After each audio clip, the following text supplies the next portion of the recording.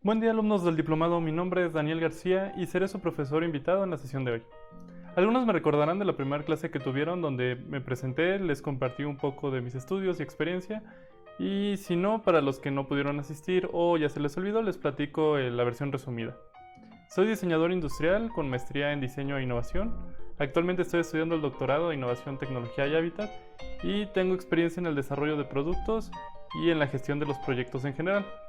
Les daré la clase de hoy, dos temas muy diferentes, pero ambos muy interesantes. Por una parte les voy a hablar de prototipos, que es la forma en la que pueden validar los productos que estén haciendo, y esta sesión será vista desde un punto de vista muy práctico y espero que sea muy ligero y entendible. La segunda parte tiene que ver con casos de estudio. Es una pequeña plática muy ligera sobre la historia de las decisiones que han tomado algunas de las empresas, que algunas siguen existiendo y algunas dejaron de existir. Vamos a ver cómo se relacionan esas decisiones con las consecuencias que tuvieron y vamos a entender ahí unos pequeños insights con el fin de poder aprender en cabeza ajena y tratar de no cometer los errores que ellos cometieron. Espero les agrade el formato con el que se espera que se dé esta sesión, que es este video con presentación. Y al final les voy a compartir un correo y me van a poder ahí compartir sus dudas o opiniones respecto a la clase de hoy. ¿Sale? Comenzamos. El tema de hoy es prototipos. En general es un tema que a mí me apasiona mucho. Creo que es una de las herramientas más importantes que tenemos para poder decir que lo que decimos de nuestros productos es verdad. Podemos usarlo como medio de validación, no solo para otros, sino también para nosotros mismos, para poder entender en qué podrá fallar, cómo se va a ver, cómo va a funcionar, y ajustes antes de invertir mucho dinero en el proceso de construir lo que querramos hacer. Tengo entendido que la mayoría de ustedes, si no es que todos, son del área de biotecnología o química. Y entiendo que tal vez la visión de prototipos esté muy sesgada a objetos físicos o a lo que estamos acostumbrados como prototipos, pero también aplica para productos químicos, para estrategias e incluso para campañas de marketing. Entonces, espero les sirva y vamos a avanzar en este tema. Bien. Normalmente cuando doy esta clase de manera presencial, invito a los alumnos a que saquen una hoja y traten de contestar este pequeño cuestionario. Responderse a sí mismos qué es innovación, qué es un modelo conceptual, qué es un modelo volumétrico, qué es una maqueta, qué es un producto mínimo viable, un prototipo funcional, un prototipo comercial y, como pregunta bono, qué es Arduino. Normalmente les doy 10 minutos, los alumnos lo contestan y después les pregunto y ahí vamos dialogando al respecto. Bien, en general, dada la circunstancia y la dinámica de esta clase que es diferente a una presencial, pues podríamos omitir esta parte, pero vamos a ir pasando como con los conceptos que la mayoría de las personas me ha respondido y lo que yo creo que podrían ustedes identificar como respuestas de estas preguntas. Normalmente, cuando se le pregunta a alguien qué es innovación, responde instantáneamente, algo nuevo, ¿no? El mismo nombre lo dice, tal vez algo que no existía, se crea algo distinto y se crea innovación. Esta visión, si bien no es del todo incorrecta, no es completa, ¿no? La innovación es más que solamente el término de algo que no existía y que se convierte en algo nuevo, sino más bien es un proceso. Ahorita más adelante vamos a ir viendo al respecto. Modelo conceptual. Bueno, de aquí, modelo conceptual, volumétrico, maqueta, producto mínimo viable, funcional y comercial. Las diapositivas van a ir aclarando de cada una de esas cosas qué es y cómo funciona. Pero en general, cuando pregunto esto, me dicen, ok, un modelo conceptual tiene que ver con imágenes futurísticas o imágenes de algo que no existe y así lo podemos distinguir. Modelo volumétrico, muchos lo identifican como, en 3 dimensiones la representación de algo. Una maqueta, todos estamos familiarizados con lo que es una maqueta, o igual una representación tridimensional de algo. Aquí generalmente se confunde mucho una que otra, ¿no? Modelo volumétrico que maqueta, y a continuación vamos a aclarar esas dudas. o ese concepto que hay. Producto mínimo viable, supongo que durante el diplomado ya lo están viendo y ahorita lo vamos a ahondar en eso. Prototipo funcional y comercial, sobre todo suele no entenderse la diferencia de ambos y es muy grande esta diferencia y es muy importante al momento de querer validar algo. Igual, más adelante vamos a hablar de eso. Y Arduino, no sé, son de química, supongo que no es su obligación saberlo, pero para los que no lo saben, Arduino es ¿cómo llamarlo? Como una plataforma, es un chip o una pequeña computadora, como la parte interna de una computadora, que nos sirve para hacer productos electrónicos a bajo costo. Igual, es posible que la naturaleza de los proyectos que ustedes estén haciendo no se relacionen con Arduino ni con nada electrónico, pero como para tenerlo en mente existe esta herramienta. Más adelante tal vez platiquemos de ello. Vamos a contestar estas preguntas durante la clase. Yo esperaría que quede claro estos puntos en particular. Vamos a responder qué es un prototipo, para qué sirve, cuáles son los tipos de representación, cómo se ve el prototipo de un producto, cómo se ve el prototipo de una estrategia, esto tal vez les sirva muchísimo a ustedes, y cuáles son los pasos para crear un prototipo. Muchas veces creemos que el proceso de hacer un prototipo es empírico, ¿no? Lo que se me ocurre que hay que hacer es esto, lo que voy a hacer es esto. Tal vez si uno esta pieza con esta pieza, ya estoy creando un objeto y con eso lo valido. La realidad es que no, la realidad es que hacer un prototipo es un proceso muy complejo, pero que establece sus pautas muy puntualmente. Ahorita vamos a hablar al respecto. La primera pregunta, muy clara, ¿no? ¿Qué es un prototipo? Una de las definiciones más aceptadas tiene que ver con que un prototipo es una representación tridimensional. En este caso, en este punto en específico, viene ahí con un asterisco porque ya no es así, ¿no? Ya hay otras formas de representación que no necesariamente tiene que ver con una representación tridimensional, pero de momento dejémoslo ahí. Es una herramienta que nos permite poner a prueba alguna idea o algún concepto, algo que surge de nuestra cabeza, poderlo materializar. Igual, ahorita vemos. Sirve para evaluar y lo que vamos a evaluar son las preguntas de investigación. La idea de un prototipo es que durante su investigación surgen dudas que ustedes no pueden contestar con la bibliografía, ¿no? Con lo que ya se sabe, con lo que alguien más ha dicho, con lo que surge del conocimiento popular, no se puede contestar. Para ello se crea un prototipo que va a poner a prueba esa, como se decía anteriormente, esa idea o ese concepto, y vamos a validarlo, vamos a obtener datos y vamos a saber si funciona como nuestra idea creímos que iba a funcionar o como no debería de funcionar, ¿no? En la imagen que están viendo, supongo que lo identifican. Es un poco... La idea es que representa el prototipo del Switch. El concepto era que podían adaptar las piezas que ya tenían de otros videojuegos, en este caso del Wii y del Wii U, y crear una nueva consola y querían validar el funcionamiento de esta. Entonces crearon este pequeño prototipo, como lo pueden ver. Tiene espuma, los cables de fuera. Realmente los controles ya son controles de otro tipo y que se adaptaron a esto. Y la idea era ver cómo funcionaba en el sentido de software, hardware y cómo se relacionaba con el usuario esta nueva plataforma que estaban proponiendo, que es el Switch. Ya sabemos la historia, sí funcionó el Switch, entonces podríamos pensar que este prototipo fue exitoso.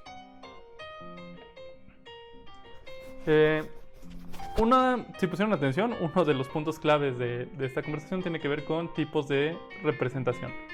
Los prototipos son tipos de representación. Existen muchos tipos, ahorita los vamos a ver a todos un poco más a detalle, que van de modelo conceptual, modelo volumétrico, maqueta, producto mínimo viable, prototipo funcional y comercial. Si bien cada uno funciona para una cosa en específico, o para un momento específico de la investigación, todos estos son en realidad los pasos para llegar también al prototipo final, en este sentido el prototipo comercial. ¿Podemos hacer un prototipo funcional sin maqueta, sin volumétrico? Pues sí podríamos, pero puede que no cumpla con las características o no quede tan bien que si lo hiciéramos con el proceso adecuado. Ahorita vamos a ver cada uno de ellos y vamos a platicar al respecto. Empezamos con el primero, modelo conceptual. El modelo conceptual se trata de la idea, digamos que es el eslabón más cercano a nuestro cerebro, ¿no? Se me ocurre una idea y quiero materializarla. El primer paso es crear el modelo conceptual. El modelo conceptual consiste en la creación o la expresión de las características ideales de nuestra idea. ¿Suena redundante? Sí, no es mi culpa, no, pero así funciona. Puede ser una descripción detallada, puede ser un dibujo, un diagrama de funcionamiento o una escultura. Prácticamente puede ser cualquier cosa, ¿no? Cualquier cosa que sea una expresión de la idea. Puede ser una canción, no creo que pueda ser una canción, pero puede ser otras formas de expresión. La idea es que... El chiste del modelo conceptual es que hay una libertad de ideas. Puede no existir la tecnología necesaria para que esa idea sea una realidad. Puede que no ni siquiera existan conceptos tecnológicos relacionados con ello. Pero es, digamos, el primer paso, ¿no? Aquí viene descrito con la pequeña frase de la física no importa mucho. Mi concepto es un auto volador. Ok, y va a ser de esta manera, y va a funcionar así, y es por esto, y es por lo otro, y va a tener estas características. Ese sería el modelo conceptual, toda la expresión de esa idea.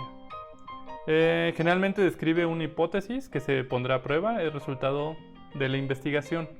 Okay, al implementar dicha tecnología, al ser un auto volador, se materializará de tal forma y tendrá esta relación con el usuario, y el usuario hará uso de él de esta forma. Digamos que por ahí más o menos podría ir la hipótesis.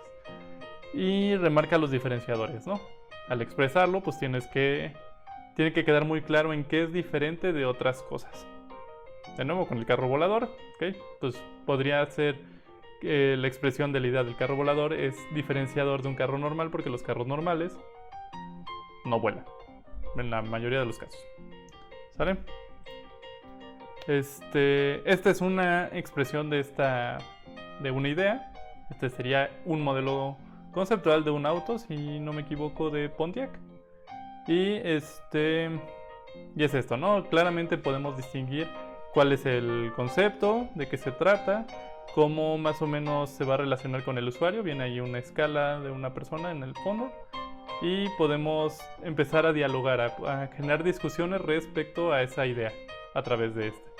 ¿Qué diferente sería si alguien nada más tiene la idea de un auto con estas características, como está dibujado, y trata de escribirlo, ¿no? Pues es medio boludo. Es que está muy chato. Tiene un vidrio que va desde el cofre hasta la parte trasera. La forma de la que lo expresa tal vez no genere esa... no pueda transmitir la idea de manera completa con otra persona. Entonces se crea este modelo conceptual, este dibujo en este sentido, que va a poder crear esta descripción. ¿Sale? El siguiente es el modelo volumétrico. El modelo volumétrico, digamos que su core o lo más importante es la forma. La forma es la cuestión tangible del objeto, digamos, cómo se ve, cómo se siente, cómo es, ¿no? Digamos. Tiene que ver con las características sensoriales, cómo se ve, cómo se siente, cuánto espacio ocupa, etc. Y se puede hacer de distintos materiales. Supongo que algunos hemos tenido contacto con modelos volumétricos de viviendas, ¿no? Hemos visto bloques que dicen, ok, más o menos así tiene que ser la casa. De los carros también hay muchos ejemplos al respecto de cómo hacen primero uno de arcilla para ver cómo va a ser. Este es el modelo volumétrico. Generalmente funciona para descartar ideas. Ya concretamente en el punto de vista industrial o de productos industriales, sirve para validar cómo va a ser la relación entre el objeto y el usuario. Entonces se van descartando aquellas que no van a cumplir con esa buena relación entre el usuario y lo que estamos probando, ¿no? Debe ser económico y rápido, relativamente, claro, ahí vienen entre paréntesis. La idea es que este tipo de modelos tiene que ser como algo desechable, podría considerarse, y que puedas estar haciendo validaciones una tras otra de distintas con distintos cambios, ¿no?, del objeto. Y lo más importante es que ya que tiene que ver con las características sensoriales, tenemos que validarlo con pruebas con los usuarios. Bien, ahí. Generalmente cuando cambio de diapositiva digo alguna duda, pero no estamos, ¿no?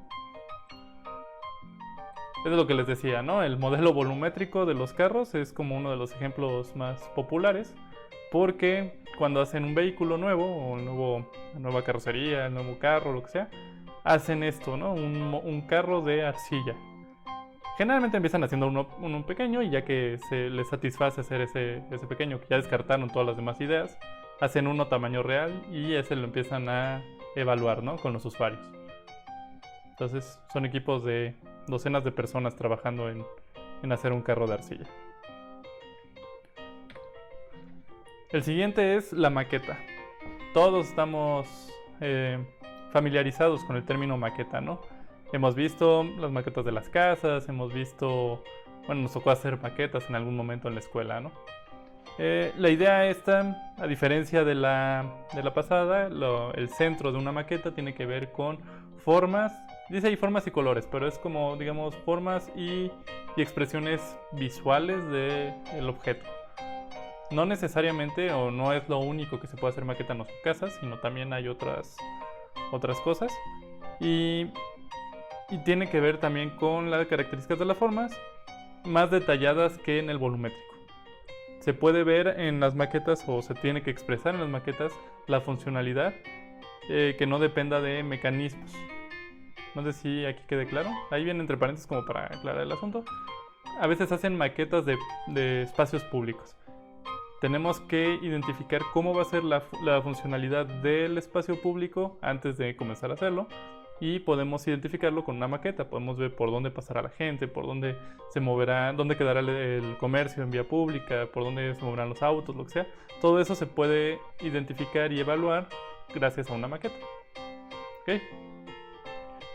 Sirve para evaluar la forma en conjunto con el uso, como ya mencioné antes, y puede ser a escala.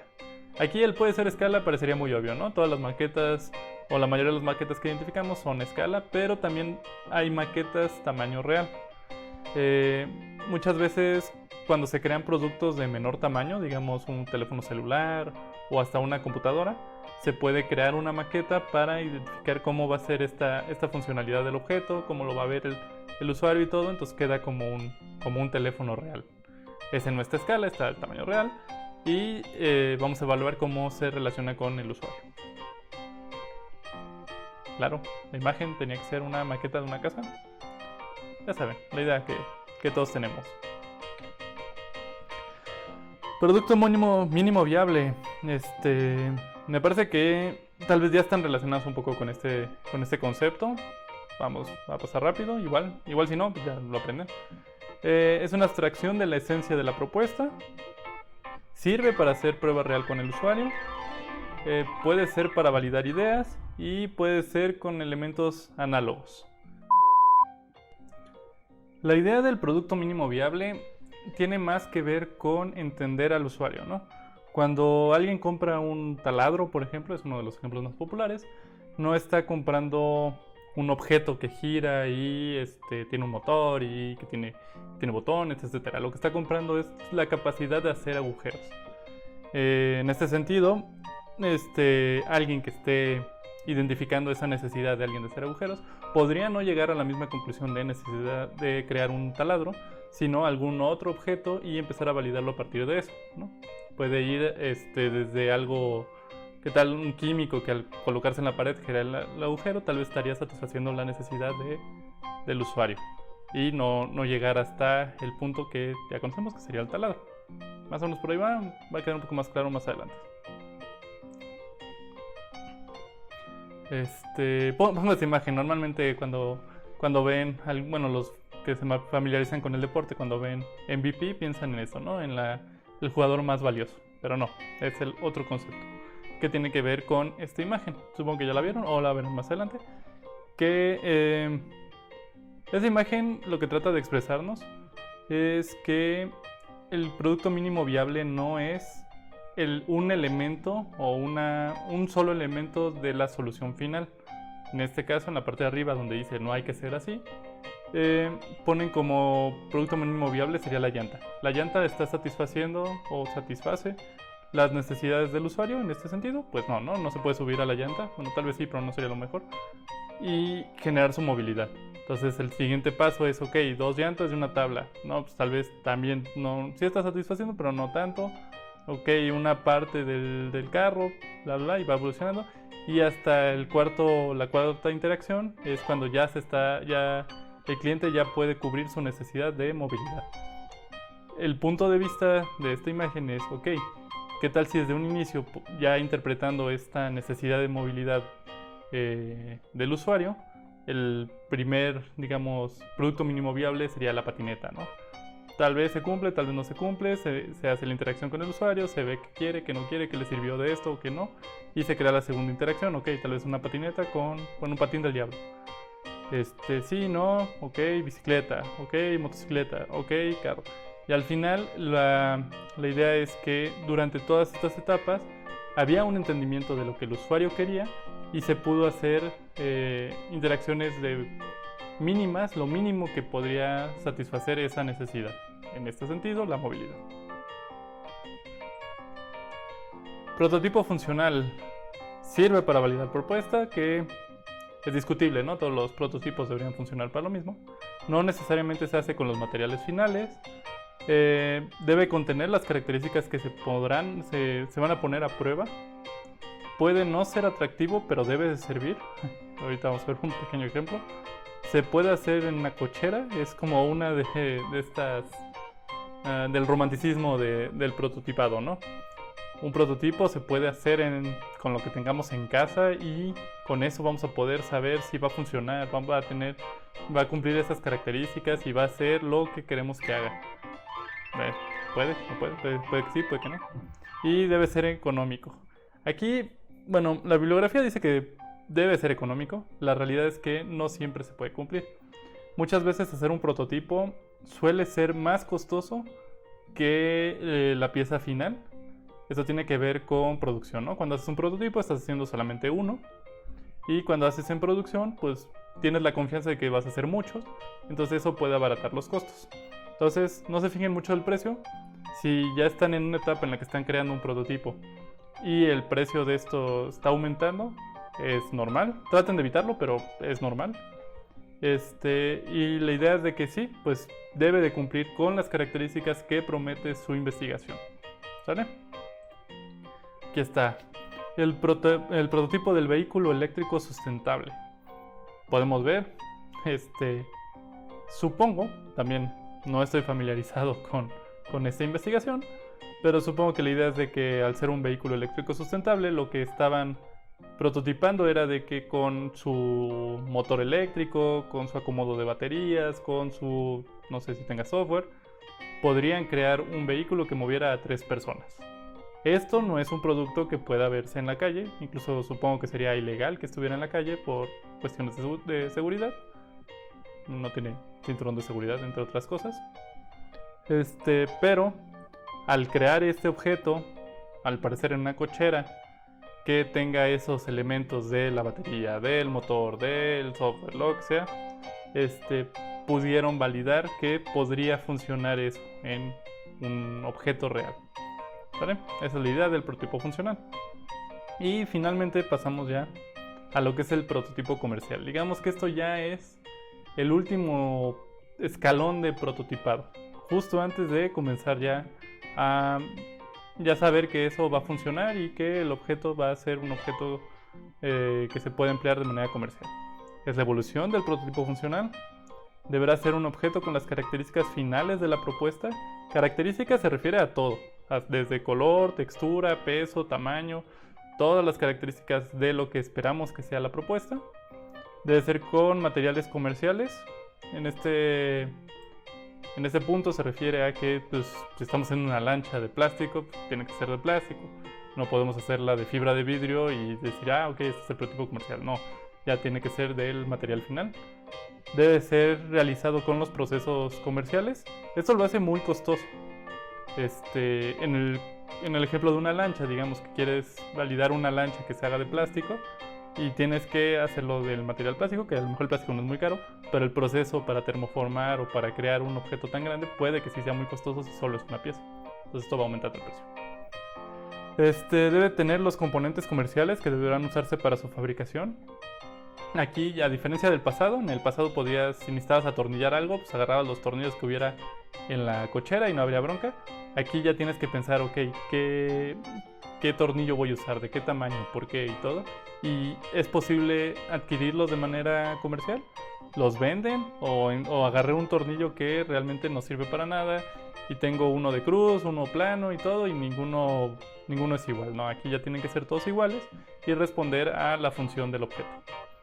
Y finalmente sirve para evaluar la capacidad técnica de la fabricación de la propuesta. Una vez que logramos concretar este prototipo que ya cumple con los materiales finales, que ya cumple con los procesos finales, que ya tiene todos los componentes que sabemos que los podemos conseguir, lo que estamos validando es que sí es posible hacerlo a gran escala. ¿Vale? Muchos proyectos fallan en este punto y ahí se quedan. Ya no lograron convertirse en un objeto comercial. Se crea nada más como una buena idea, un prototipo muy interesante, pero no logró crear un valor más allá de esta expresión de la idea. Entonces tenemos que apuntar a poder lograr esto. Como esta imagen podemos identificar, ¿no?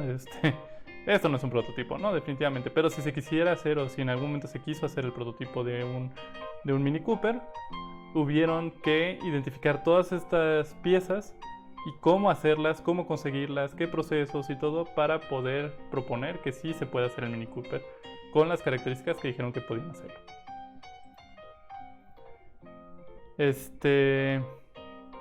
Siguiente punto. Ay, me estoy quedando sin voz.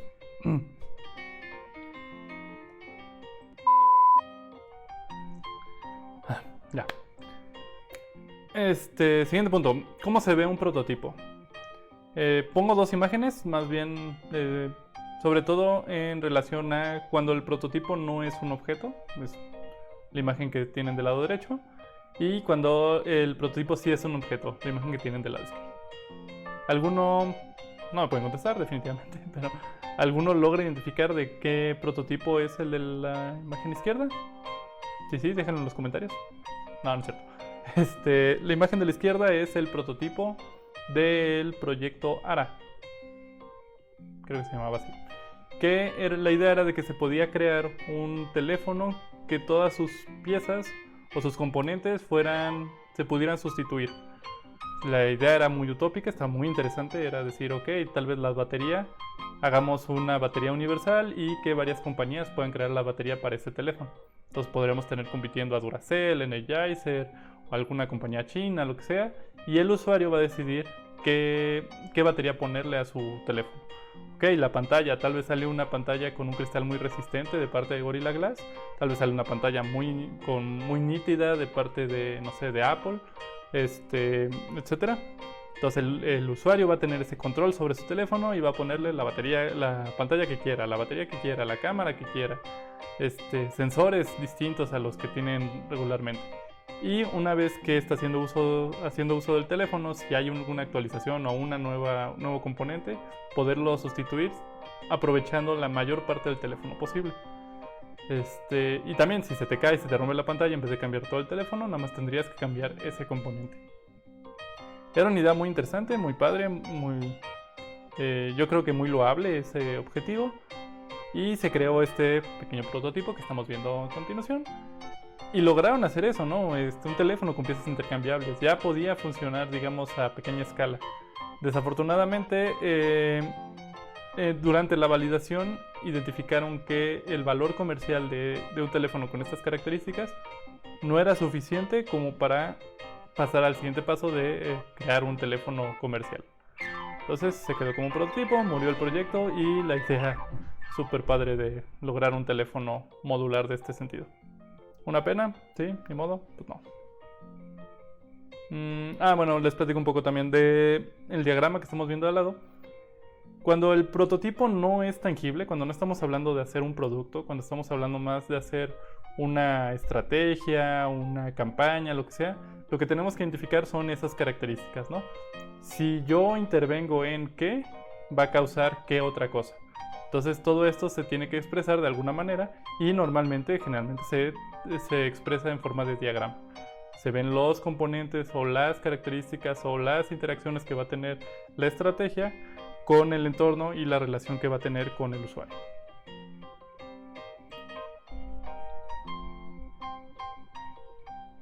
Entonces, el prototipo surge de una idea clara. Hay que identificar de qué se trata mi proyecto, qué no se sabe y quisiera saber. Esas son como preguntas que hay que responder al momento de estar creando los prototipos. Cómo se miden esas cosas, estas variables. Describir cómo poner a prueba una variable. Un diseño de experimentos, los resultados. Bueno, hacer el diseño del experimento con el prototipo. Obtener los resultados y repetir, y repetir, y repetir, y repetir. El chiste del prototipo es que es un ciclo, ¿no? Se me ocurrió hacer esto, hice esto, bueno, lo expresé de esta manera, lo puse a prueba. Para obtener eso tenemos que tener claro por qué lo estamos poniendo a prueba. Y obtuve estos resultados, y ya que los tengo, ok, ahora pues ya se me ocurrió otra cosa, ¿no? O ya sé que le tengo que hacer un cambio, o ya sé que tengo que cambiarle esta parte o por otra, lo que sea. Y lo vuelvo a hacer, y lo vuelvo a hacer, y lo vuelvo a hacer hasta que ya no quede ninguna duda de que la idea se puede convertir en una realidad.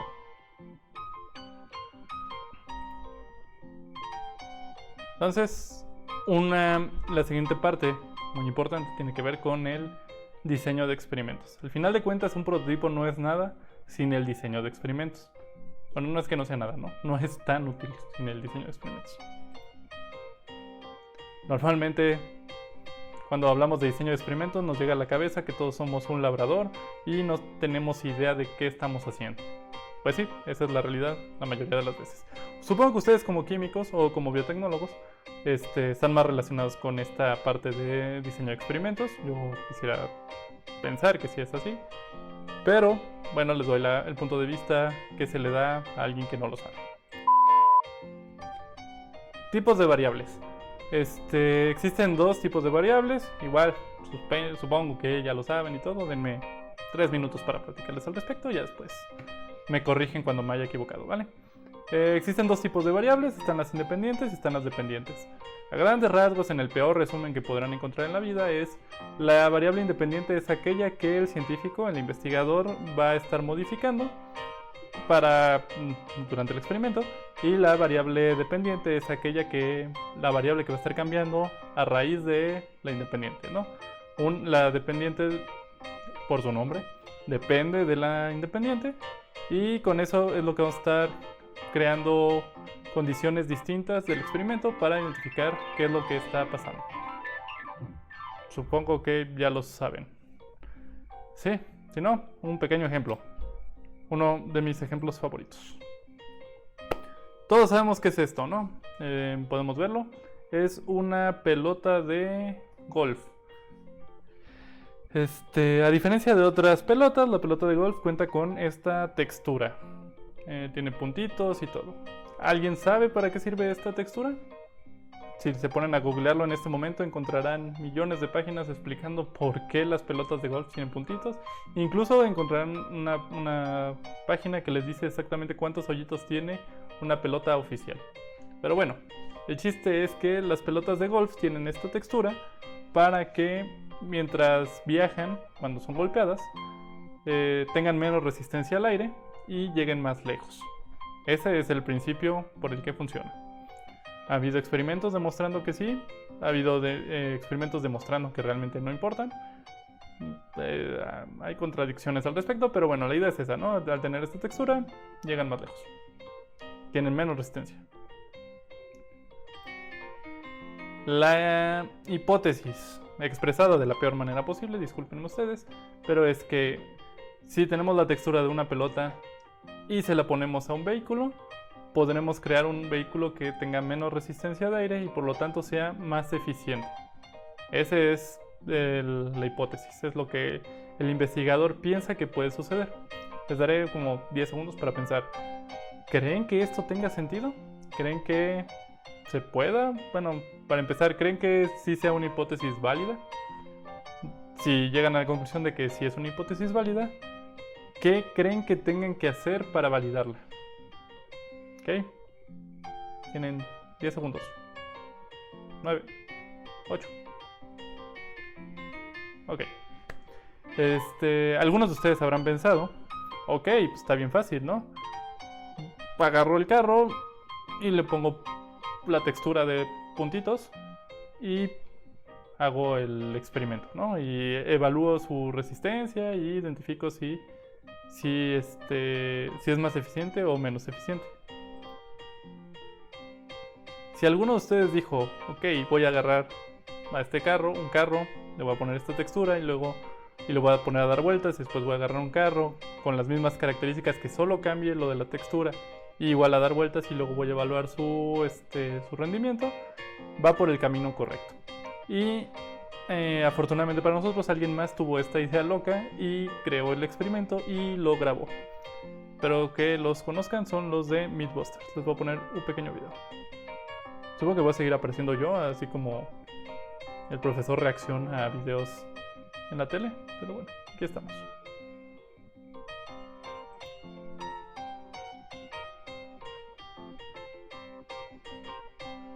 ¿Va?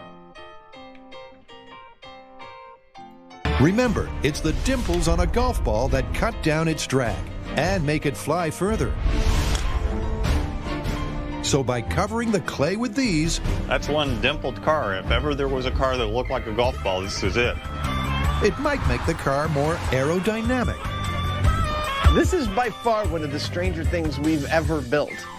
And to my mind, actually one of the most beautiful, and not aesthetically either.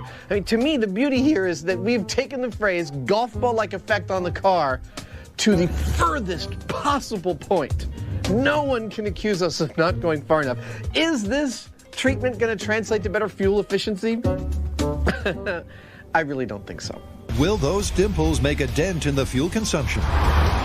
9,450 grams. That's our start weight. Well, by now you know the drill. Main tank solenoid is on. Let's go, dimple car! Now! But despite 5 runs at 65 miles per hour, the clay catastrophe never comes. So it's over to Adam. Bien, aquí, antes de culminar la última parte del video, ¿de qué se trató este experimento? Pesaron 2 vehículos que tuvieran el mismo peso. Uno tenía esta textura, el otro tenía también una cubierta de arcilla, pero sin la textura, y los pusieron a dar vueltas varias veces, ¿no? Tenía que haber una repetitividad del experimento. Y identificaron cuánta gasolina tenían en un inicio y cuánta gasolina tuvieron al final. Y al final quisieron comparar los resultados. 8,972 grams. All right, time to do a little math. What'd you get? Okay, the clay car with no dimples was 26 miles per gallon and change. The dimpled car, 29.65 miles to the gallon. There is a golf ball-like effect. I feel like eating my beret, but I'm not gonna. That's awesome. We totally didn't expect that result.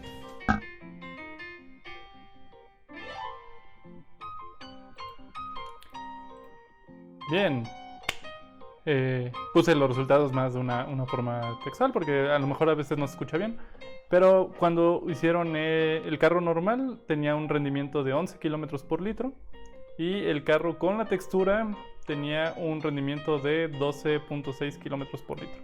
Efectivamente, un carro que tuviera la textura de pelotas de golf podía ser más eficiente que un carro que no tuviera esa textura. Bueno, aquí se les pregunta ¿cuál es la variable independiente en este experimento? Ustedes cojan A, B o C. ¿Y cuál es la variable dependiente? ¿Okay? No sé, les doy 10 segundos, ¿no? Bien. La variable independiente es con textura o sin textura, ¿no? Eso es lo que se va a estar cambiando. Y la variable dependiente es la eficiencia del carro. La eficiencia del carro depende de si el vehículo cuenta con textura de pelota de golf o si no cuenta con textura de pelota de golf, por más extraño que suene. Después me gusta hacer, cuando les platico de este experimento, me gusta hacer una pequeña conversación sobre qué implicaciones tiene saber esto, ¿no? Podríamos haber tenido desde un inicio como una noción de lo que podría haber pasado. Podríamos tener, creer definitivamente que esto era ridículo, que no iba a haber una influencia en la eficiencia del vehículo agregando algo como una textura. O podríamos haberlo creído que sí era cierto, pero no teníamos un dato que nos dijera si era cierto o no. Entonces, en este contexto de validación se creó el prototipo, que era el vehículo con estas características, y se puso a prueba. Que, si bien suena como poco útil pensar que podemos tener carros con esto solamente para tener mejor textura, mejor rendimiento, a lo mejor en un contexto en el de escasez de gasolina, esto ya tenga sentido, ¿no? Se diga, ok, pues, con un 6% de eficiencia, de más eficiencia, vale la pena que tu carro se vea horrible. Sí.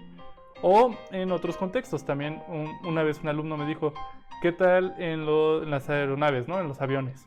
Los aviones tienen que ser eficientes, es como todo el punto de la industria aeronáutica, es la eficiencia. Y no nos importa si un avión se ve feo por fuera, ¿no? Entonces, tener este conocimiento ya nos empieza a abrir panorama sobre nuevas realidades o nuevas propuestas. Es lo importante de la experimentación. Entonces les traigo otro más ridículo.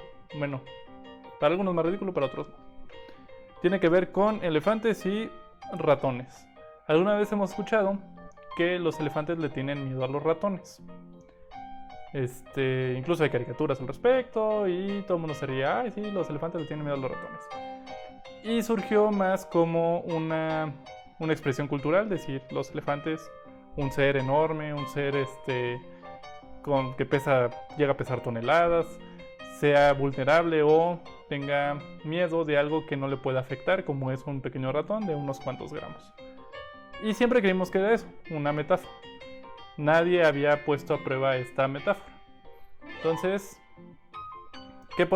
¿cómo podríamos realizar un experimento para identificar si esta metáfora es cierta o es simplemente un dicho popular, surgido de quién sabe dónde? Bueno, lo primero que tendremos que hacer es identificar las variables. Ahorita les voy a preguntar cuáles son y por qué. De nuevo, agradezcamos a Discovery Channel de que financió este experimento con los Beatbusters y nos da este pequeño video al respecto. Antes de ponerlo, quisiera preguntarles o que ustedes hagan el ejercicio consigo mismo o con su familia y les pregunten qué opinan que va a pasar. ¿Cómo harían esta prueba? ¿Cómo harían esta validación? Imagínense que ustedes son los que les encargaron esta investigación. ¿Y qué resultados esperarían? ¿Cuál es el resultado esperado de este experimento? Muy bien. No lo tienen que anotar, solamente piensen. ¿Sale? Si quieren, pónganle pausa. Yo sigo.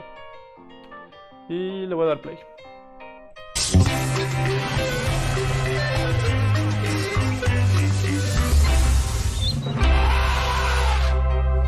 Pop quiz. What do you think musophobia is a fear of? And I'll give you a hint. It's one of the most common phobias out there. Fear of mooses? No, it's in fact a fear of mice. And that's what our next myth is about. It's a myth of David versus Goliath proportions. A scream and a stampede later, and well, you know the rest. I'm guessing the plan here is pretty simple. Why don't you spell it out for me? Well, we get some elephants and some ice and see what happens. Right. Well.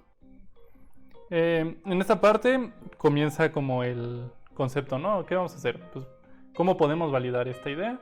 Necesitamos unos elefantes y necesitamos unos ratones y crear las condiciones en las que estén juntos y evaluar la reacción del elefante. Aquí empiezan algunas implicaciones en cuanto a diseño de experimento que habría que contemplar. Una que la van a mencionar en este momento, que tiene que ver con de dónde conseguimos un elefante. La primera idea que se les ocurre es, ok, vamos por un elefante de circo. Los elefantes de circo tienen algunas características que son entrenados, están familiarizados con las caravanas. Bueno, aquí en México ya no, pero en Estados Unidos están familiarizados con las caravanas. Y es posible que durante sus traslados y cuando están almacenados estén en contacto con roedores.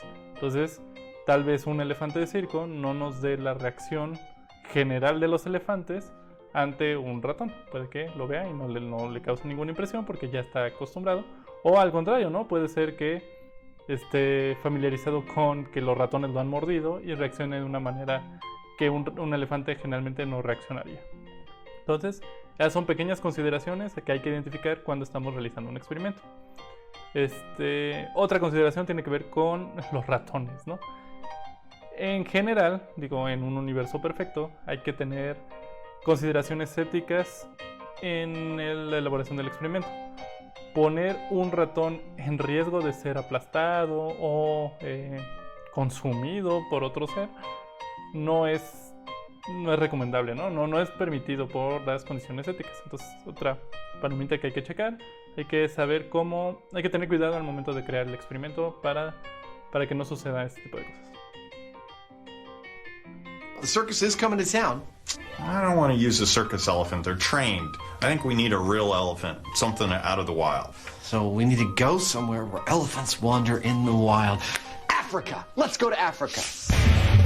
Last time they were here. Sí, bueno, a diferencia de muchos de nosotros, ellos tienen presupuesto y producción para poder realizar el experimento en las mejores condiciones posibles. En este caso, van a realizar el experimento directamente en África. También es algo que hay que considerar cuando estamos haciendo un experimento, cuáles son nuestros alcances, cuáles son nuestros recursos que tenemos y encaminarlo, ¿no? A eso.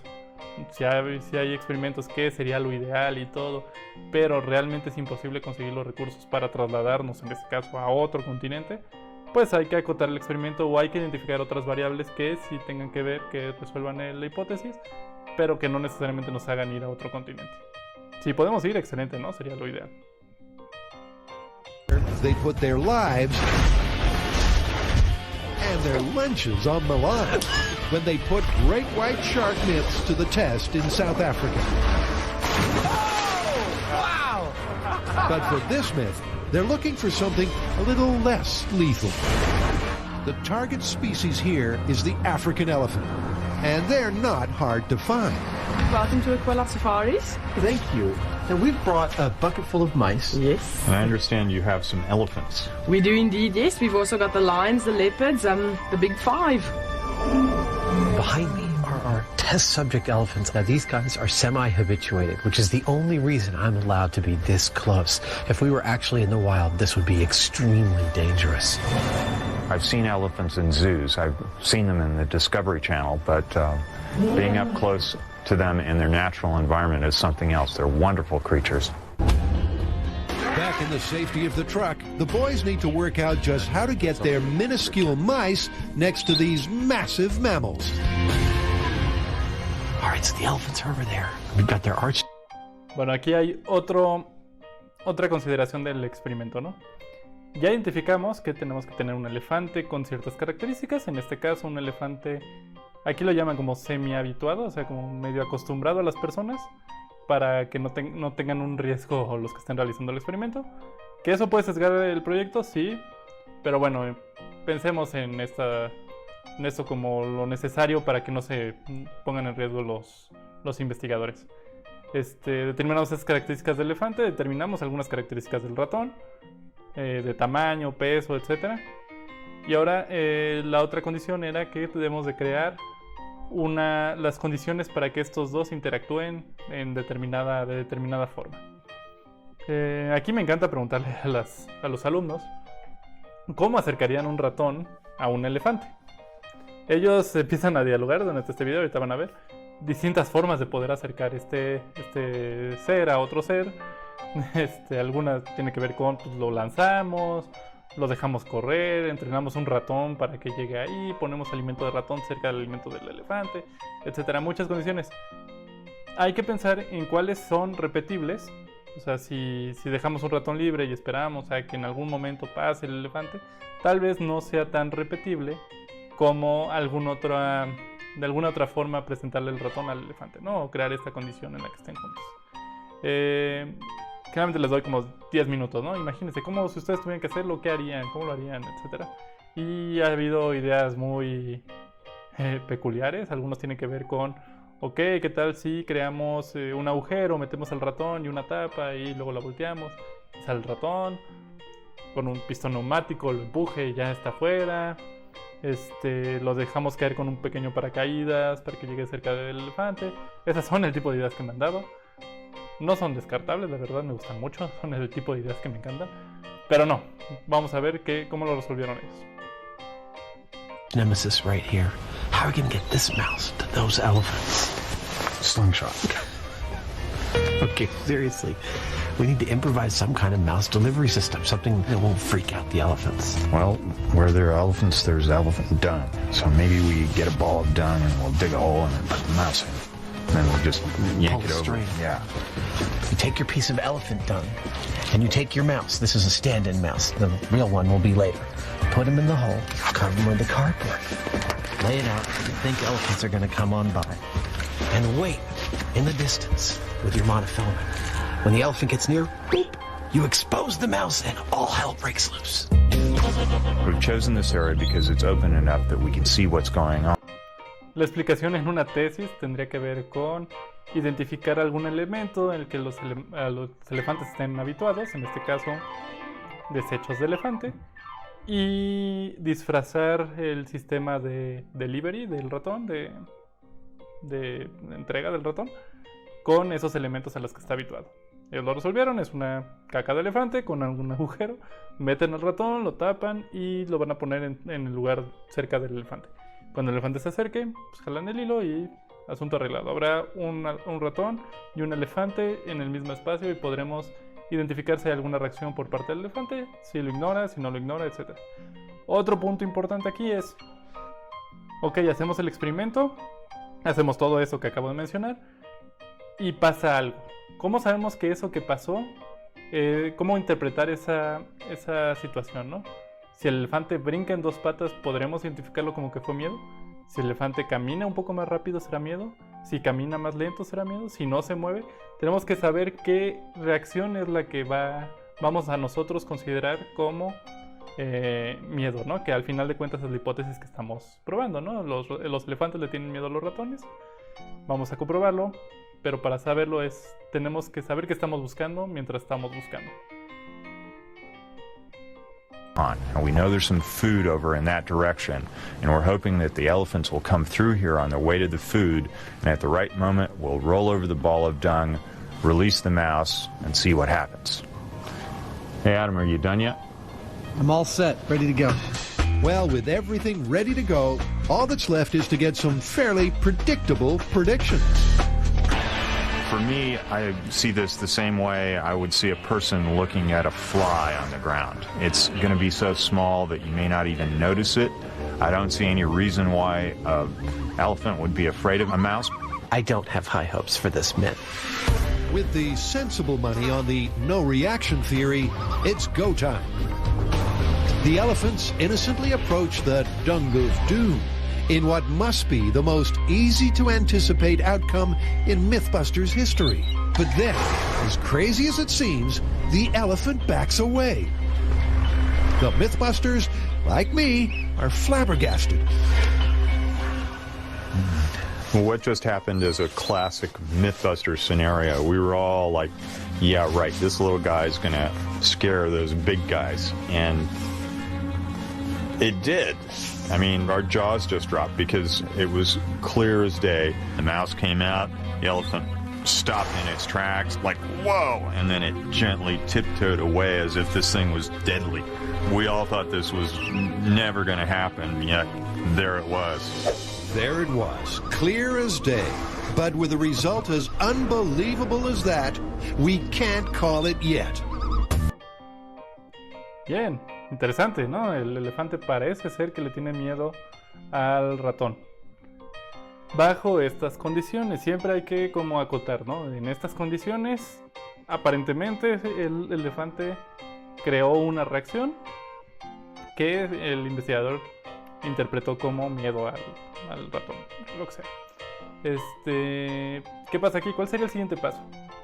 Ahorita lo van a hacer en el programa, pero ocurre algo interesante, ¿no? No podemos decir que ciertamente eso ya es una realidad. No podemos decir que siempre los elefantes le van a terminar al ratón, etc.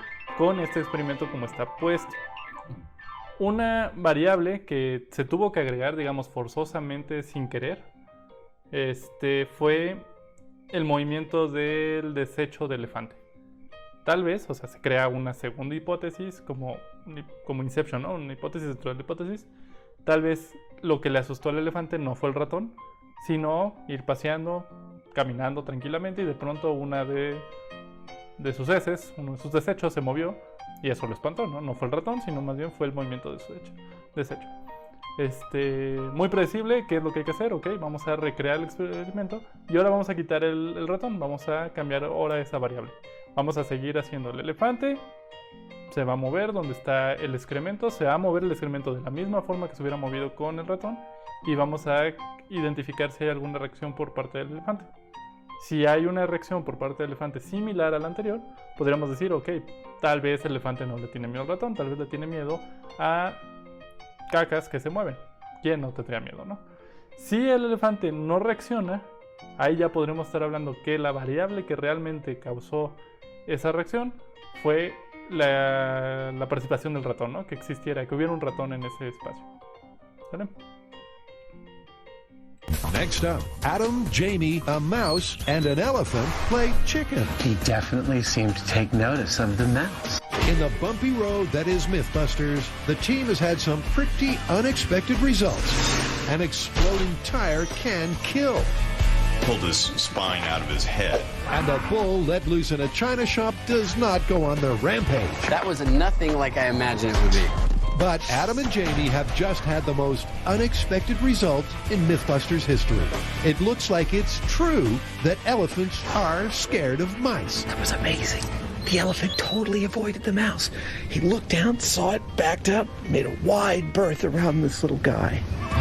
Working under the assumption that it must have been the movement of the dung that freaked the Ellie out, the boys reset for take two, dung movement only. But this time, the elephant was undeterred. This is getting ridiculous. He didn't seem to respond to the ball of dung at all, and I think my timing was exactly the same as it was with the mouse in there. Works for me. Elephants are afraid of mice. Not only was I totally wrong in the first test about the elephant not reacting at all to the mouse, but after it happened, I was sure that it was the dung moving. I was absolutely positive that it was the dung moving. So we do another test, the dung moves, the elephant doesn't even notice. It has to have been the mouse. Working on the basis that science is repeatable, the boys are going to retry test one to see if they still get this incredible result. All right, let's see what happens. Eso es importante, ¿no? Tenemos un resultado que a lo mejor está en conflicto con nuestro entendimiento del fenómeno. Es válido volver a realizar el experimento, de hecho es deseable poder replicar el experimento con tal de no creer que la primera vez que sucedió el fenómeno fue resultado de la casualidad o de algún otro elemento que no pudimos deslumbrar. Entonces se repite bajo las mismas condiciones. For the final time, the elephants approach. And lo and behold, in this David and Goliath battle, David wins again. He definitely seemed to take notice of the mouse, like it was a significantly different thing than just the dung. I wasn't dreading this result. I'm always pleased to be completely wrong. I'm more astonished that I'm finishing the day calling something plausible that I knew wasn't plausible when I got up this morning. He definitely didn't freak. Ok, aquí ya termina el video, ¿no? Podemos identificar también que hay una relación entre resultados esperados y resultados obtenidos. Aquí hubo una contradicción, ¿no? Esperaban que no hubiera una reacción, hubo una reacción, pues comprobaron. Si alguna vez alguien les pregunta, ¿los elefantes le tienen miedo a los ratones? Y ustedes van a decir, sí, por supuesto que le tienen miedo a los ratones. Vi un experimento en el que comprobaron bajo ciertas circunstancias si un elefante reaccionaba ante la presencia de un ratón, y ciertamente. Hay muchos críticos de este experimento. Supongo que a nadie le importa, ¿no? No hay discusiones de, ok, realmente los elefantes le tienen miedo a los ratones.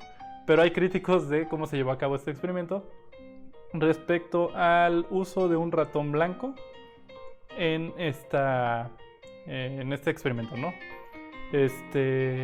Puede ser, digo, después de las conclusiones del experimento se empieza a dialogar y a saber, se interpreta la información, y puede ser que el ratón blanco ciertamente sea un elemento al que los elefantes no estén habituados y eso haya causado la reacción. Sin embargo, bajo estas circunstancias, un elefante semi-domesticado en contacto con un ratón blanco le tiene miedo. Lo que llegamos a saber y todo eso. ¿Qué implicaciones tiene esto? Pues realmente no muchas. Supongo que por la anécdota está muy interesante.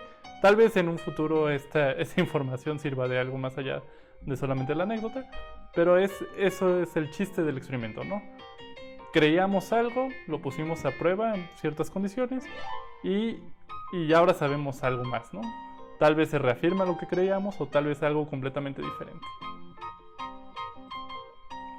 Igual que el anterior, variable dependiente, les doy 10 segundos para contestar.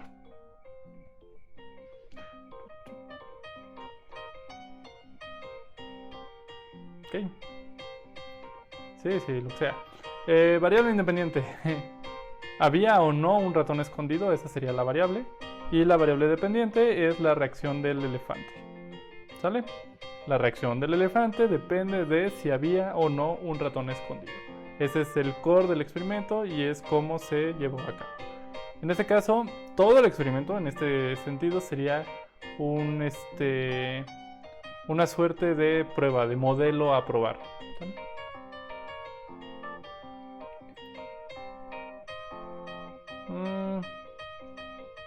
No estoy seguro que ustedes ya hayan llegado a este punto. Si no, consideran nada más como una invitación cuando ya lleguen al punto de comprobar su hipótesis. Deben de identificar cuáles son las variables independientes, cuáles son las variables dependientes, y de eso diseñar una prueba para medirlas, ¿no? Obviamente no estoy familiarizado con sus proyectos en este momento o en este punto del diplomado, pero esperaría que si ya están en este punto traten de hacer este ejercicio y que surjan las dudas, ¿no? Respecto a cómo sabemos si lo que estamos haciendo sí es una variable independiente, la que identificamos como dependiente, etc. Y pónganse a prueba, ¿no? Pónganse en problemas ustedes y traten de resolverlo. Si realmente se puede, háganlo. Si aún no están en esta parte o si su proyecto ya pasó la etapa de experimentación y ya están más en una suerte de comprobación de mercado, también a eso pueden hacer este tipo de experimentos, ¿no? Mi hipótesis es que los clientes están interesados en adquirir mi producto de esta manera o bajo estas características de exposición del producto.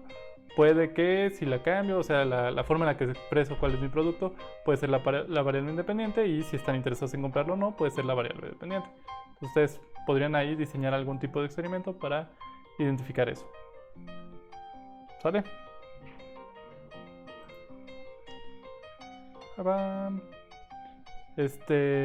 Ay, está muy oscuro. Bien, con eso concluimos esta primera parte que tiene que ver con prototipos y a continuación les voy a dar la siguiente, que es casos de estudio. ¿Vale? Nos vemos.